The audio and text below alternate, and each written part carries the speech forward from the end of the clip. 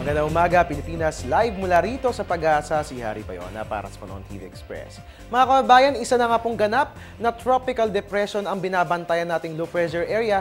Diyan po yan sa Itbayat, Batanes. As of 4 AM mga kababayan, ito nga po si Bagyong Maring ay namataan po natin 230 kilometers northeast ng Itbayat, Batanes. Taglay po nito ang lakas ng hangin na 55 kilometers per hour.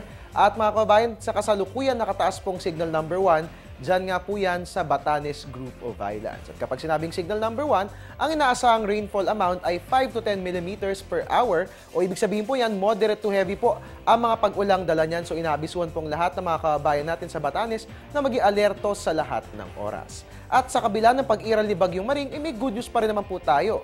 Ayon kay Pag-asa weather forecaster June Galang, inaasahang hindi naman tatama sa kalupaan itong si Bagyong Maring. Pero ganun pa man, continuous monitoring ang gagawin ng ating Weather Bureau sa nasabing bagyo dahil may posibilidad na lumakas ito at ma-develop bilang isang tropical storm. Samantala, ang pagkilos si Bagyong Maring ay siya rin magre-resulta sa pag-enhance o pag-ibayo ng hanging habagat at kaugnay yan, asahan din naman ang light to moderate rain showers or thunderstorms dyan po yan sa western section ng northern at central Luzon. Sa ngayon, ayon sa mga datos ng Pag-asa, inaasahang by Tuesday ay nasa loob pa rin ng ating PAR si Bagyong Maring at hindi pa natin masabi kung kailan nga ito tuluyang lalabas ng ating bansa. Kung kaya't sabay-sabay po tayong mag-monitor sa lagay ng ating panahon.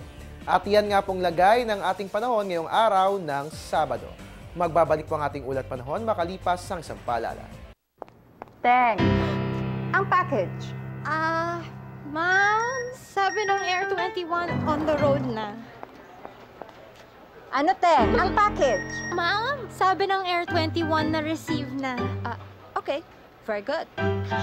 Basta padala, sagot ka ng Air 21. May real-time delivery updates via text para worry-free ka. Teng, ang package, napadala mo na? Yes, ma'am, sa Air 21. Sa Air 21, sagot ko, padala mo.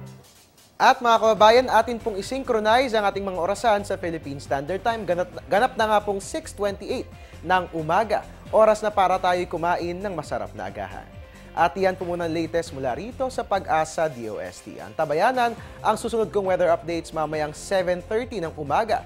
Dito lamang po yan sa Panahon TV Express. Kung sa walang pinipiling panahon, ang pagbibigay impormasyon. Mula noong umaraw man, I'm the man, I'm your weatherman, Harry Bayona. Magandang umaga.